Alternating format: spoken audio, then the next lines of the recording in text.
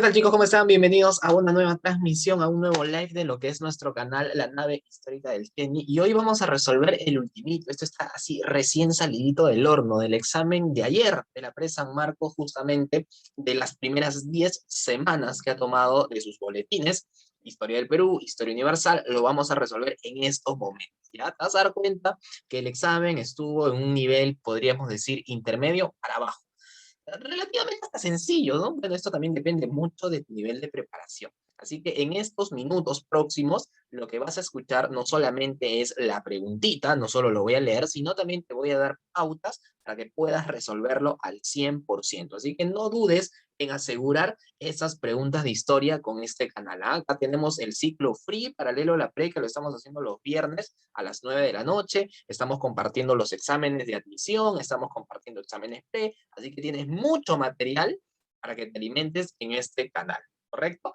Muy bien, comencemos entonces a resolver la pregunta uno. Y tú ya sabes, ¿no? Que ya se hizo oficial al menos el cronograma de las fechas de los chicos que, digamos, por apellidos, ¿no? Por apellidos para el próximo examen de diciembre. Así que hay que estar muy atentos con lo que nos anuncia la OCA para siempre estar ahí informándonos y sobre todo no dejando pasar el tiempo. Bien, amiguitos, comencemos con la número uno. Bueno, pregunta 70, si no me equivoco, es la pregunta 70 de la pre. Dice, frente a la propagación, a ver, vamos a activar aquí el láser para que lo veamos chévere. Dice, frente a la propagación de una serie de epidemias, ay, qué miedo esto de las epidemias, específicamente enfermedades respiratorias y gástricas, transmitidas por los europeos, los indígenas no tenían defensas inmunitarias. Ya, vamos a subrayar algunas ideas. Yo te recomiendo siempre que subrayes. Están hablando de epidemias y su propagación.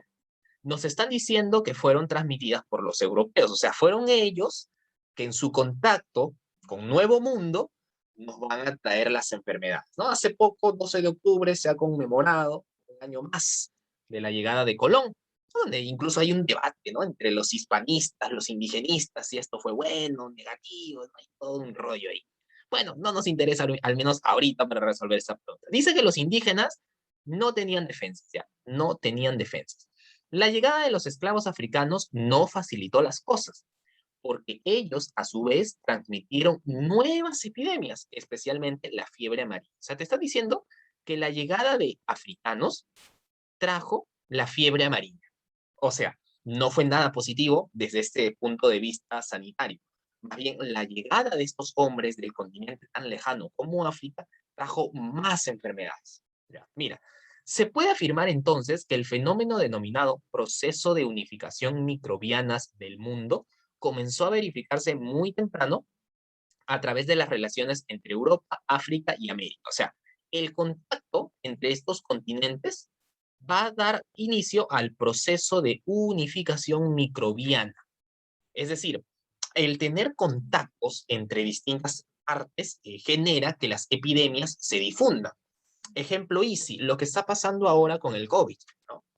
Vamos que a veces en las noticias sale la variante Delta, la variante de Brasil, y uno dice, oye, esto parece eterno.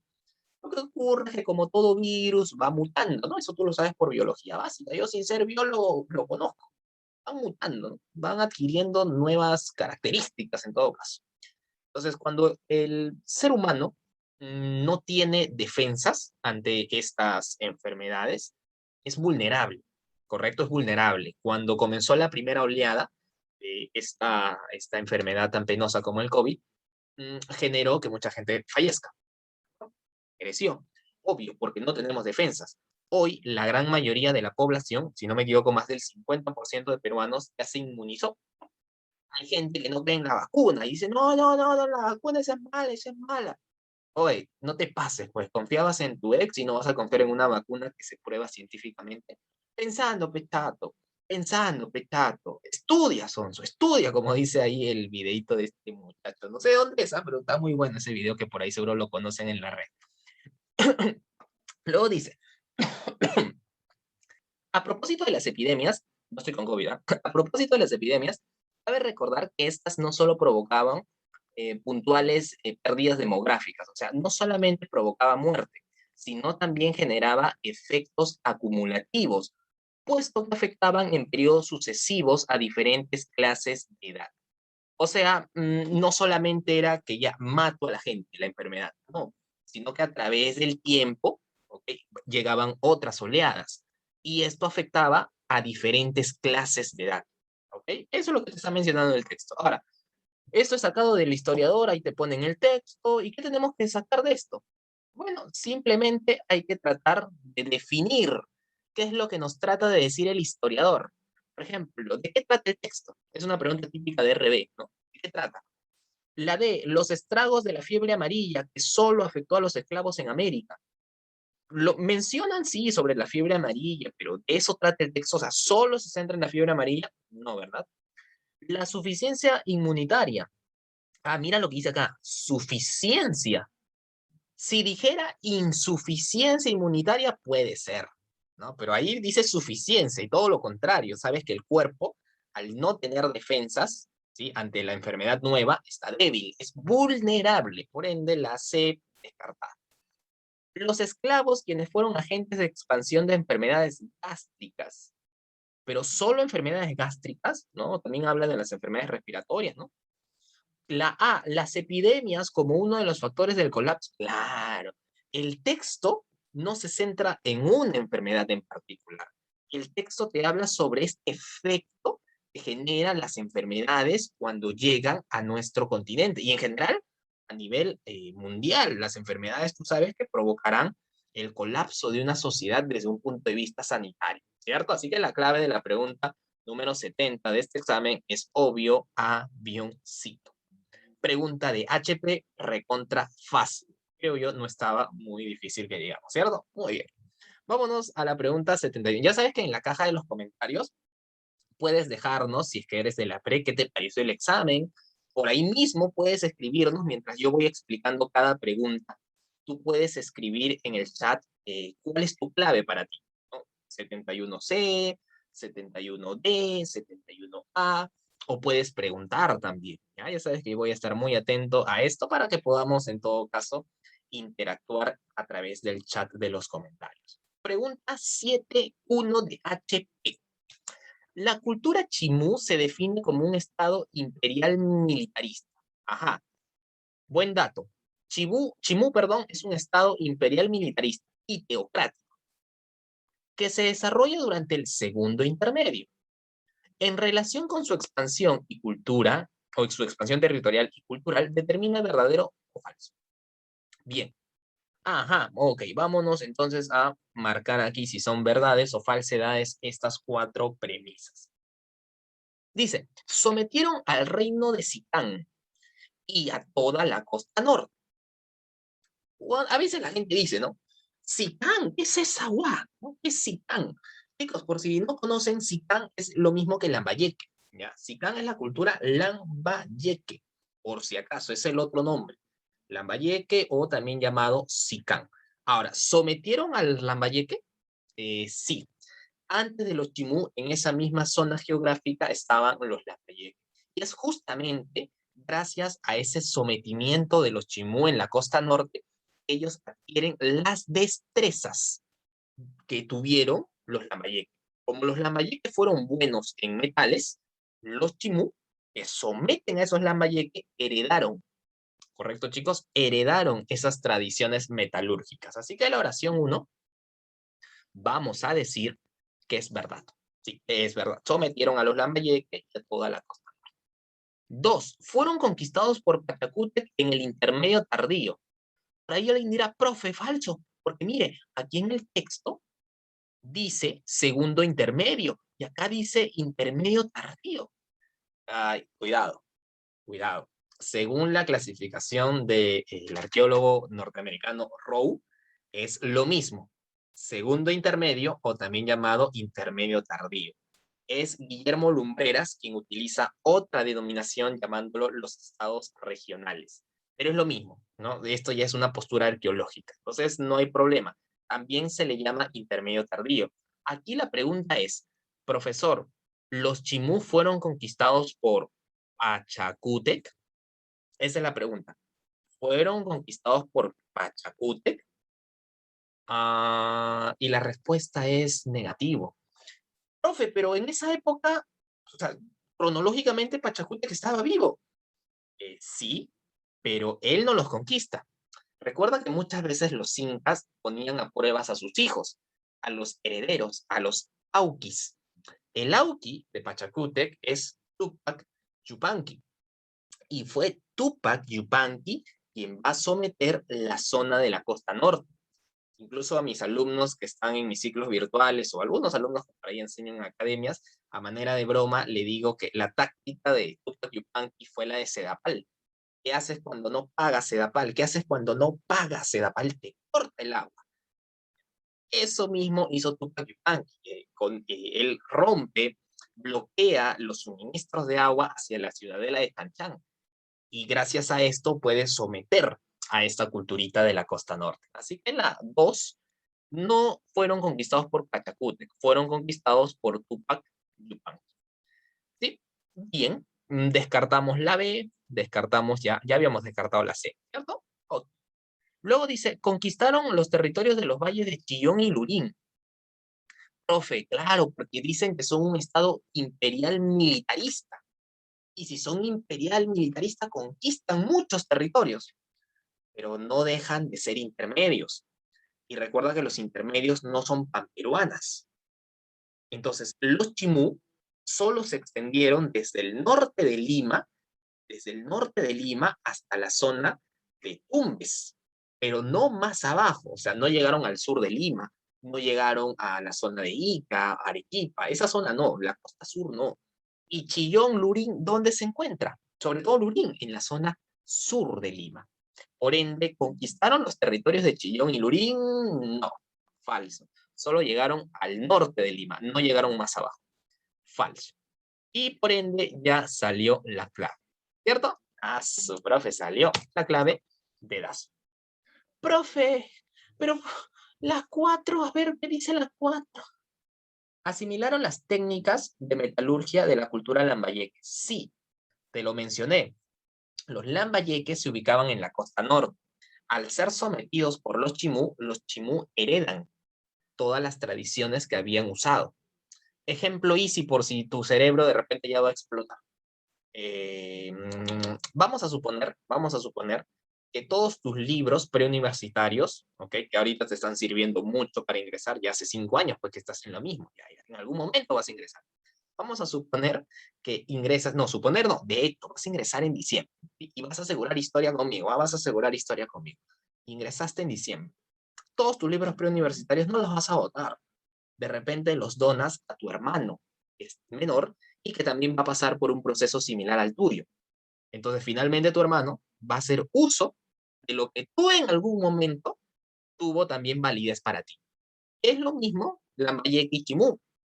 Los Lambayeque utilizaban sus metales, desarrollaron muchas técnicas, ellos son los creadores del Tumi, ¿cierto? Y luego los Chimú, cuando someten a los Lambayeque, adaptan y adoptan al mismo tiempo todas sus tradiciones metalúrgicas. ¿Sí? Incluso, antiguamente, en la etapa Moche, que es la misma zona costera, zona costa norte, los Moche también fueron grandes orfebres, ¿no? Recordarás, por ejemplo, la tumba del señor de Zipán. Por eso que tradiciones metalúrgicas las vamos a tener mucho en la costa norte. La clave aquí era verdadero en este punto, ¿cierto? Así que, obvio, la clave es verdadero, falso, verdadero.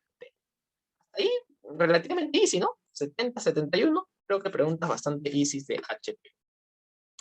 Pregunta 7.2. Ya sabes que puedes yapearnos, si te está gustando este live, puedes unirte a nuestros cursos virtuales, estás a tiempo.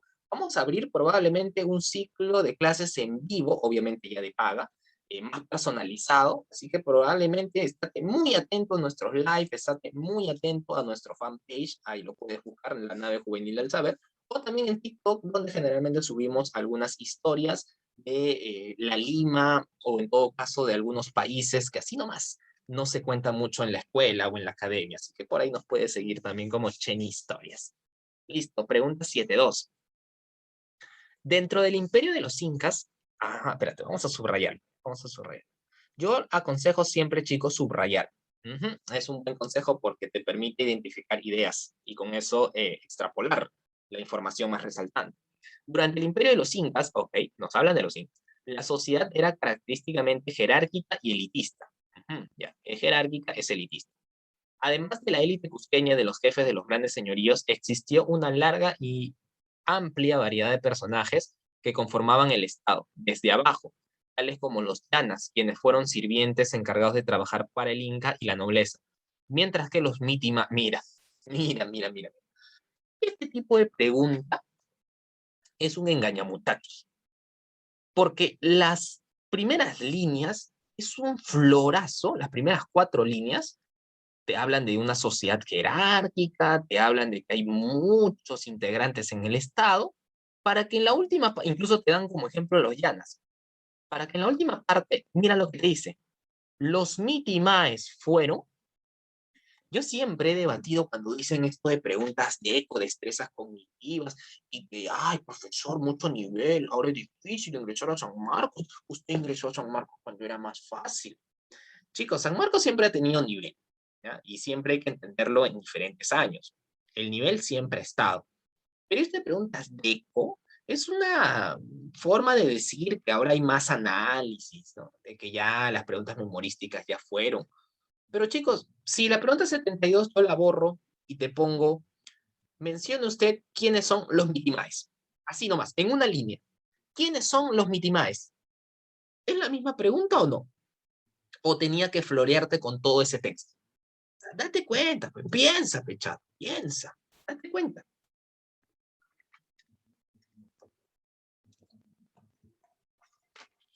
Tranquilamente, tranquilamente pude ponerlo así. ¿Quiénes son los mitimaes? Entonces, tienen que darse cuenta, jóvenes, que las preguntas de ECO nos pueden marear, nos pueden maquillar mucha información, pero si tú eres un alumno astuto, hábil y te has preparado con preguntas de pre o de admisiones anteriores, puedes llegar a darte cuenta de estos pequeños y grandes detalles al mismo tiempo. ¿Sí? Bastante, pero bastante atención.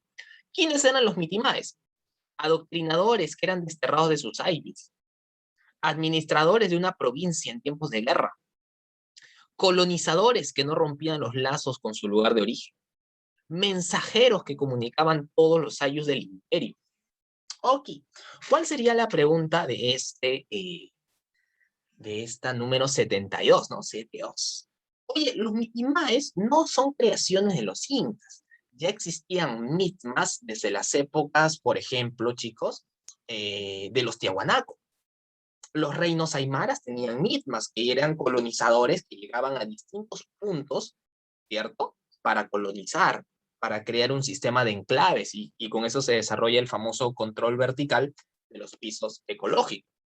Entonces, generalmente los mitimaes se movían con sus ayllus, se movían con sus familias, iban a distintos puntos a colonizar, por eso que ahí te lo dicen, no rompían los lazos con su lugar de origen, mantenían ese vínculo. La clave de la pregunta 7.2 es, no estaba difícil tampoco, muy directa la pregunta, mucho floro para ser tan directa. Pregunta 7.3. O bueno, antes de hablarte de la 7.3, quiero dar un agradecimiento especial al mecenas de este canal.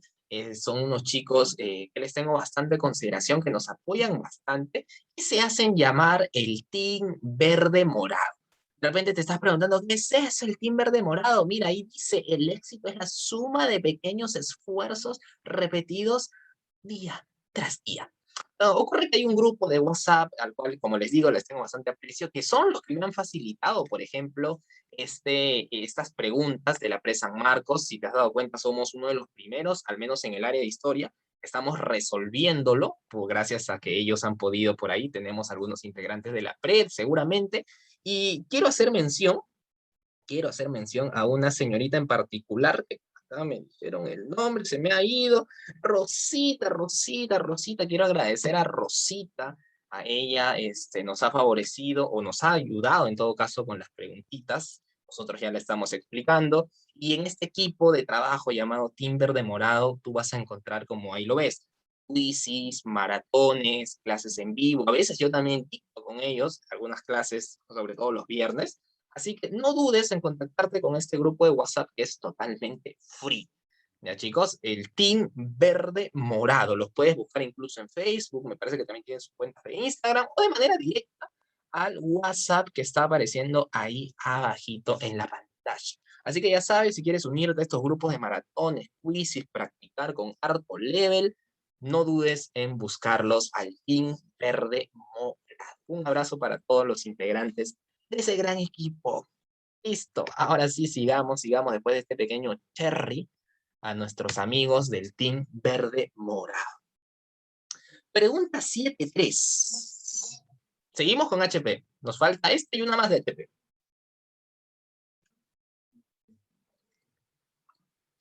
A ver, es una pregunta acerca del virrey Toledo, ¿no? Las reformas de Toledo. Tú sabes que Toledo fue el quinto virrey que llega al Perú, ¿no? Y es considerado como un gran reformador, enviado primero como visitador, ¿no? Como visitador, él realiza viajes por todo el virreinato y bueno, él plantea una serie de cambios que debe mejorar justamente el sistema, ¿no? Para así generar mayor ingresos, mayor recaudación, etcétera. Ahora, dice, tuvo como objetivo organizar la administración pública, incorporar a los indígenas, ya. Ajá, mira, esta pregunta es parecida en cuanto a forma a la 72, en cuanto a forma, porque te dice cuenta de la 72, floro, para hablarte de Mitimaes. Ahora, mira la 73, te habla de Toledo, ¿no? ¿Cuál es su objetivo? Y luego te dice, una de las medidas fue las reducciones. Para ello, o sea, ¿qué tuvo que hacer para crear las reducciones? Más o menos por ahí va la pregunta. Los indígenas forasteros fueron censados para establecerlos en yactas. En yactas. El término yactas es un término andino. Entonces, las yactas eran en la época del Tahuantinsuyo. Oye, papito, ya estamos en el virreinato, ya cambié de chip, ya Tahuantinsuyo solo vivía en tu corazón en esa época, porque ya estábamos en el virreinato. Así que esto de yactas, no. Descartamos la A. Se requirió apoyo de la nobleza indígena para el control de los indios del común. No mucho, no tanto. C. Los ayllus de los valles andinos fueron agrupados en pueblos de indios. Eso es una reducción, ¿cierto? Los ayllus, o sea, las antiguas familias, fueron agrupadas en pueblos de indios. Y la pregunta dice la creación de las reducciones indígenas. Y para ello tiene sentido. Guarda sentido, porque las reducciones, ¿qué es una reducción en primer lugar? Una reducción es un grupo de indígenas que están conviviendo. Eh, Toledo, el señor Toledo, el señor Toledo, el virrey, los hace vivir juntos porque así va a ser más fácil cobrarles. Así va a ser más fácil aprovecharse de su mano de obra. Va a ser más fácil llevarlos a la mitad. Por eso es que crea las reducciones. No los confundas con los palenques, que eso se da, pero para los africanos, ¿cierto? Así que tiene sentido la C. Tiene sentido. La D. Los españoles desplazaron a la población indígena cerca de las minas. Pero eso no tiene mucho que ver con la reducción, porque siempre hay que centrarnos en lo que nos pregunta. En este caso, el tercer punto dice, una de las medidas fue la creación de la reducción. Para ello, para ello los españoles desplazaron a la población indígena cerca de las minas.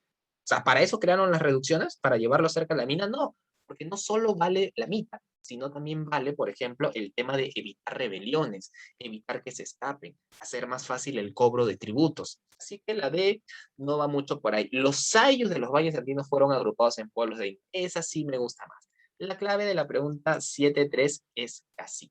¿Ya, chicos? La clave de la pregunta 7.3 es casi. ¿Sí? Listo, vámonos a la pregunta número, vamos a chequear acá, 7.4. 7.4, ¿cierto? Seguimos en HP, esta es la última de HP, a ver cómo nos va. Mira, una pregunta de culturas. Esto es una pregunta de cultura. Esto lo hemos resuelto en nuestro ciclo free que tenemos los viernes. Semana 4 fue. Semana 4, ellos chequean culturas, así es. Ajá, tenemos que relacionar, a ver, vamos a usar entonces el lapicito. Lapicito, profe, usted Perú Libre. Amigos, no voy a hablar de política ahorita porque voy a renegar, voy a renegar. A ver, tenemos que relacionar. Ya. Una pregunta de ese tipo, yo te recomiendo que busques a tu ex. ¿Cómo? Sí, busca a tu ex. ¿Cómo, profe? No entiendo. ¿Qué tiene que ver mi ex? Busca a la más fácil. Busca la más fácil. Y cuando la encuentres, juega con las alternativas. Recuerda que estábamos en un examen contra el reloj.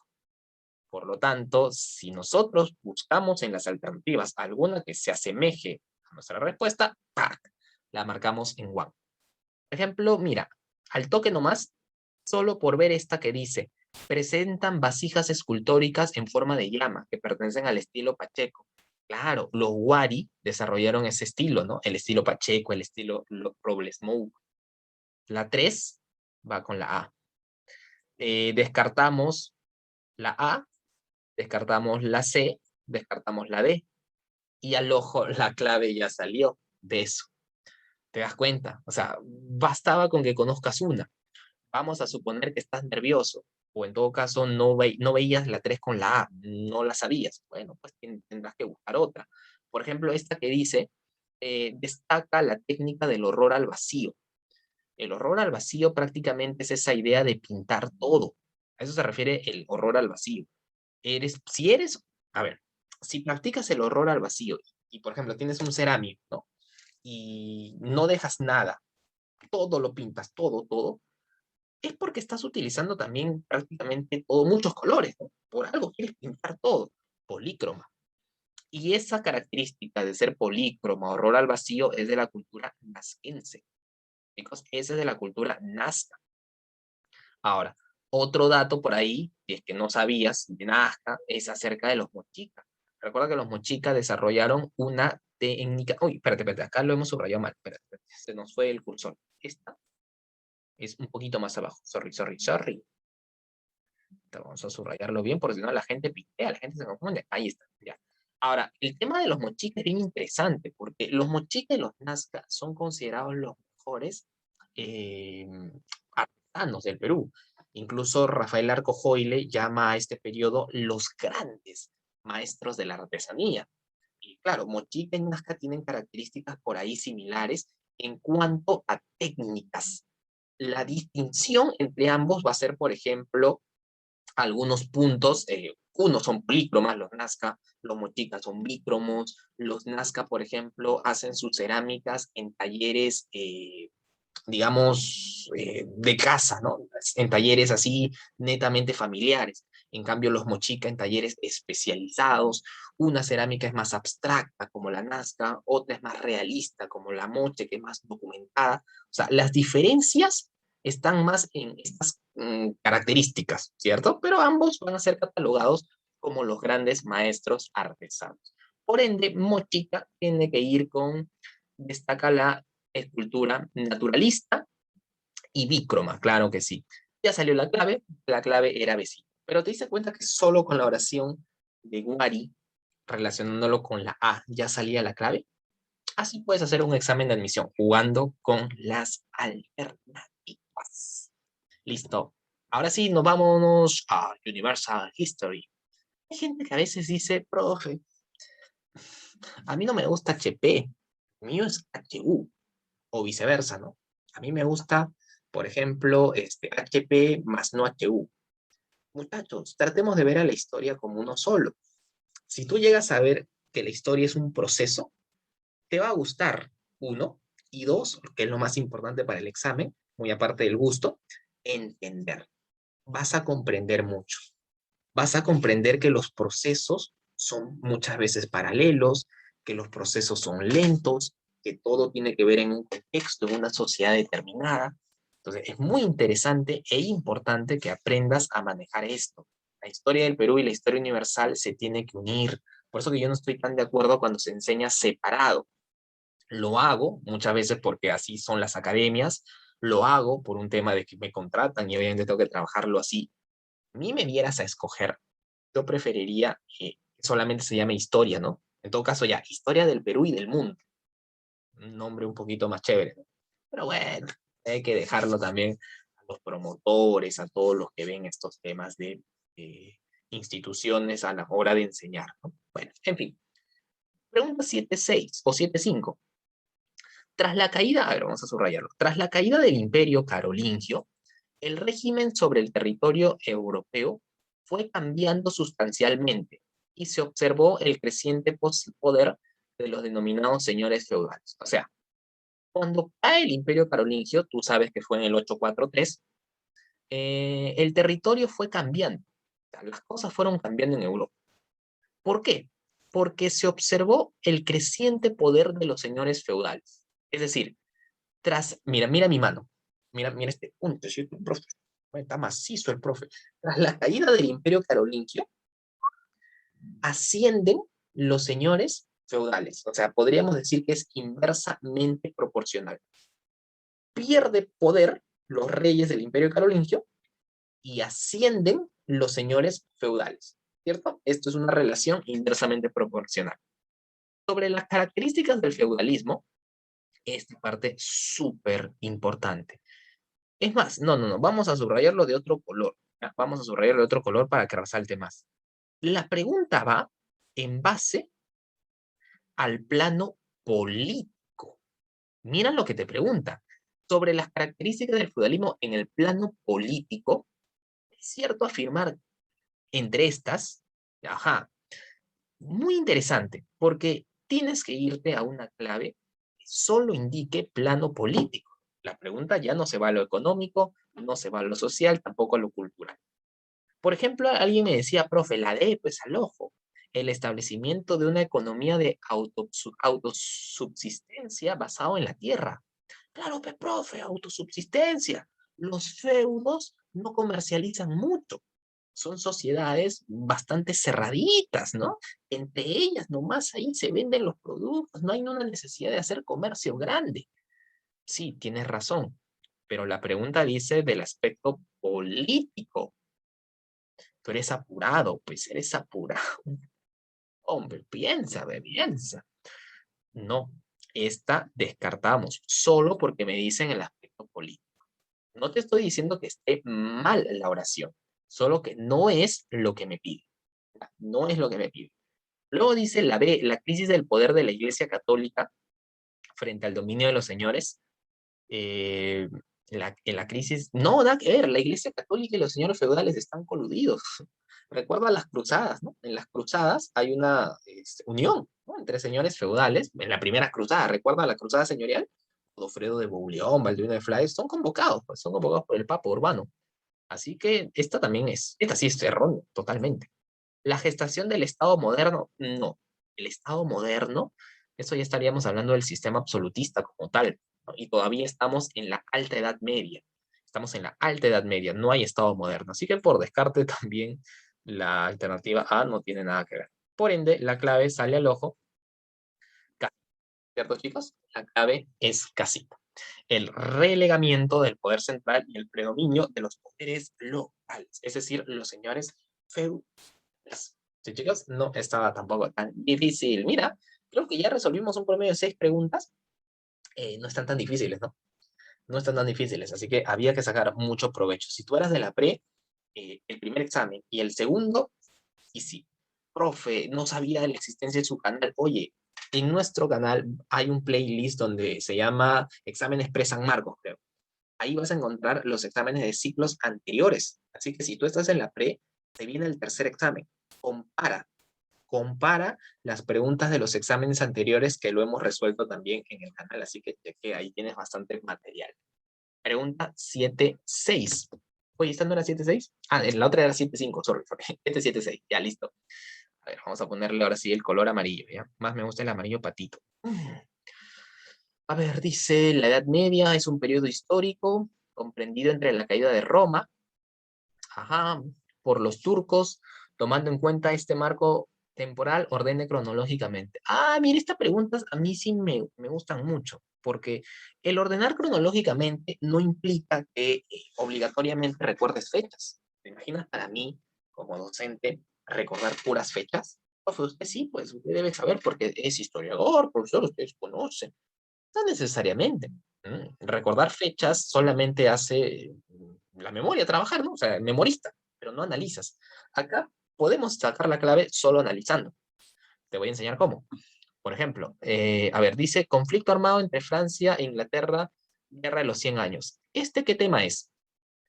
¿Eso no es la crisis del siglo XIV? ¿Eso no es la Edad Media tardía? La famosa crisis tardeo-medieval. Sí, ¿verdad? Ese es el fin casi de la Edad Media. Luego dice, violento cruce germano de las fronteras del Imperio Romano. Eso no es el sincretismo entre romanos y pueblos germanos. Esto no es invasiones bárbaras. Mira, lo único que estoy colocando al costado es el tema.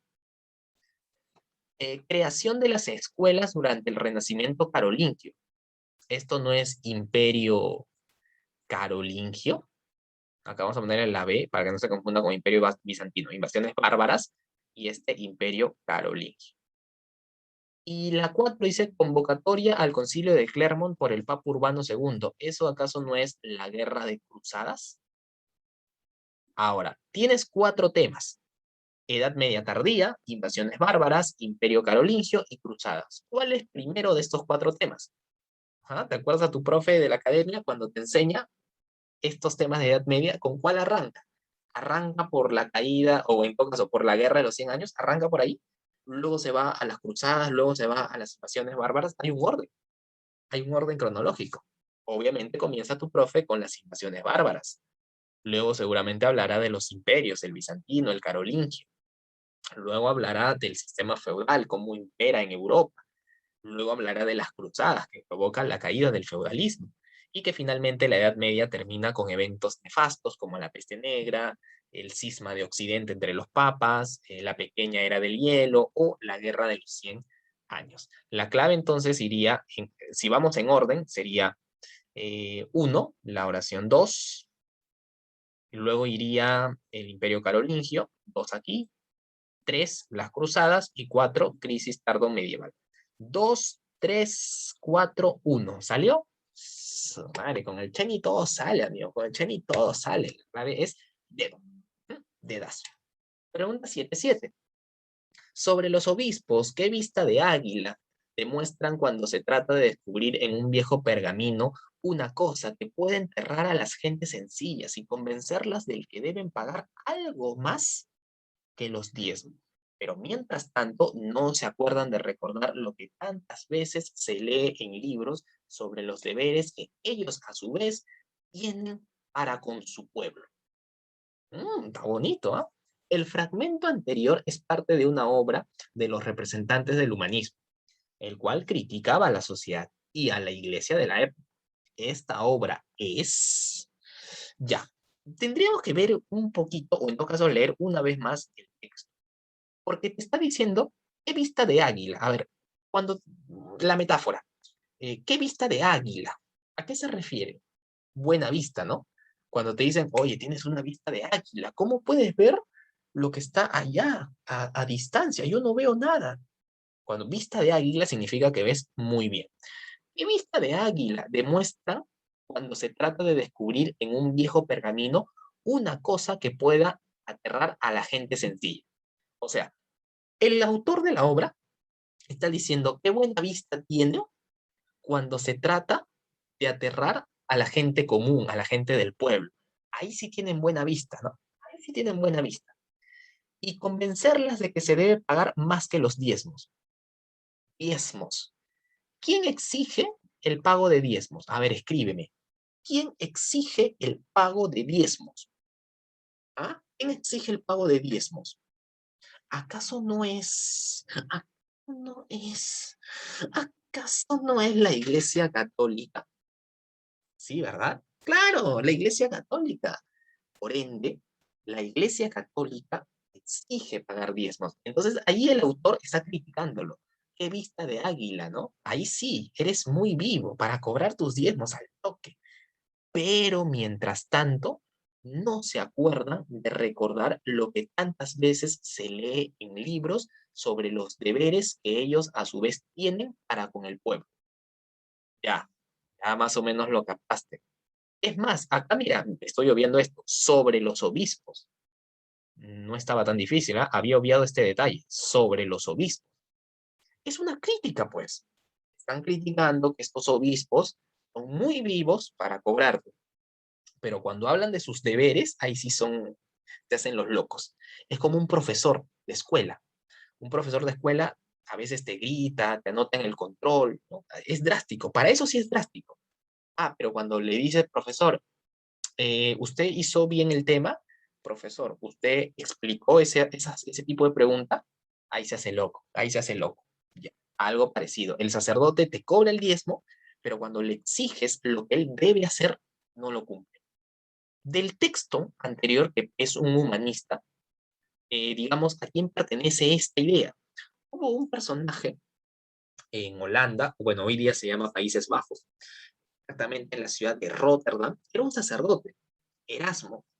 Erasmo de Rotterdam, por ejemplo, trata de conciliar, porque él es sacerdote, él no es ateo, nada, que él cree en la religión, pero trata de adecuarlo con los conceptos clásicos. A esta idea de tratar de adaptar los conceptos clásicos con las tradiciones que él tiene como parte de la fe cristiana, se le va a llevar, o lo va a idear, mejor dicho, en una obra llamada Elogio de la Locura. Por eso que la clave de esta pregunta es avión. ¿Sí? La obra de Tomás Moro habla sobre una sociedad inexistente, ¿no? Donde no existen clases sociales, todos son felices.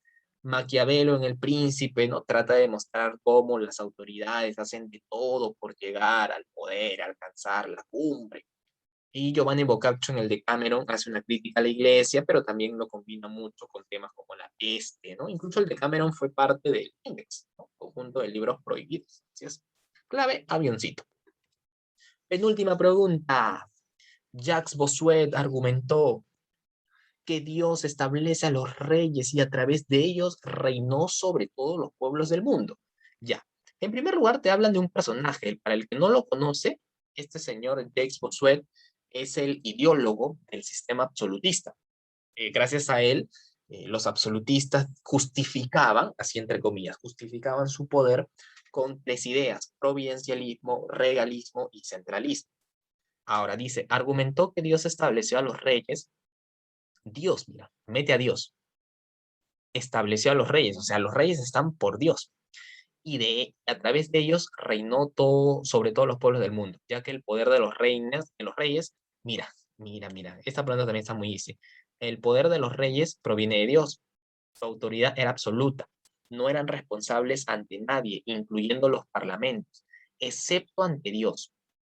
Esta idea hace referencia a uno de los principios de la monarquía. ¿Cómo se llamó ese principio en la cual te dice que Dios establece a los reyes? Que el poder de los reyes viene de Dios y que no se rinde cuenta de sus actos a nadie, no son responsables, solo frente a Dios. Ese principio se llama providencialismo, derecho divino que tienen los reyes absolutistas para gobernar. Este es parte de la ideología del concepto absolutista, ¿correcto? Providencialismo, regalismo, centralismo. Última pregunta para finalizar este live de la noche, la pregunta 7-9. Ya sabes, chicos, que si te está gustando esta transmisión, no te olvides regalarnos tu like, no te olvides compartirnos, recomendarnos como canal por ahí, para poder llegar a más gente y seguir haciendo estas transmisiones en beneficio de toda la comunidad educativa. También puedes aportarnos desde el ingreso que te salga de tu corazón. No hay cifra mínima ni máxima. Acá recibimos todo a través del yape que estás viendo en el chat. O bueno, más que en el chat, en todo caso, en la pantallita. Y chicos, muchas gracias por esto. Última pregunta. El desarrollo de la antigua civilización romana se divide en tres grandes periodos: monarquía, república e imperio. Establezca, orden cronológico, parecido a lo que hicimos hace un rato con la Edad Media. Profe, ¿tengo que saber años? No, papá. Acuérdate que Roma se dividió, uy, me salió muy chueco, ya fue. Se dividió en tres momentos, ¿cierto? Vamos a ponerlo acá, mira, voy a ponerlo con puntos, rapidito más. Monarquía, solo la inicial, monarquía, república, ¿cierto? E imperio. Estas son las tres etapas de manera ordenada: monarquía, república e imperio, ¿cierto? Ya, profe, sí, recuerdo, monarquía, república e imperio. Por ende, dentro de las cuatro oraciones que nos ponen acá, ¿cuáles son monarquía, cuáles son república, cuáles son imperio? Se formaron los triunviratos. ¿Cuántos triunviratos hubo? ¿Uno? ¿Dos? ¿4? ¿100? 2, ¿cierto? Julio César, Pompeyo Craso, Marco Antonio, Octavio Lepio. ¿Y en qué momento de la historia se crea? Eso es la República. República. El Senado se rebeló contra el monarca Tarquino el Soberbio. Ujú. Tarquino el Soberbio es un rey etrusco. Es un rey etrusco. Por lo tanto, este rey no pertenece, si es rey, ¿no? Si es rey, además dice contra el monarca. Por ahí también podía sacarla. Pertenece al periodo de la monarquía. Monarquía. Se construyó el anfiteatro Flavio en la ciudad de Roma. El anfiteatro Flavio es para que la gente se divierta. Es una actividad que se hace en el imperio. Tito Flavio Vespasiano justamente fue el constructor del Gran Coliseo Romano, lo que hoy día es una maravilla del mundo. El término correcto es anfiteatro Flavio, porque fue construido por ese emperador. Por ende, si es un emperador, esto es imperio. Y el último, tras la batalla de Sama, los romanos sometieron a Cartago. Eso es gracias al general Escipión, el general africano. Bueno, era romano, solo que le llamaban Escipión el africano porque peleó en Túnez, ¿cierto? Actual África del Norte. Eso es república. Eso es república. O sea, ya deduzco que la primera oración es la número 2, porque es la única que trata de monarquía. Y si vemos las claves, la única que podía ser la oración 2 al comienzo es la letra D. Y salen las preguntas de eco. Así que revisa y tenemos también un video, estrategias para resolver preguntas de eco. Así que revísalo, que está súper bueno. Cuídense bastante, muchas gracias por tu apoyo. No te olvides, por favor, seguirnos en nuestras redes sociales. No te olvides por ahí dejarnos un comentario positivo. Así nos ayudas a crecer, a recomendarnos también para seguir, valga la redundancia, creciendo, o también con un apoyo económico para el crecimiento de este canal. Listo, chicos, con ustedes fue Enrique Heredia. Hasta una próxima transmisión. Muchas gracias, amigos. Muy buenas noches para todos.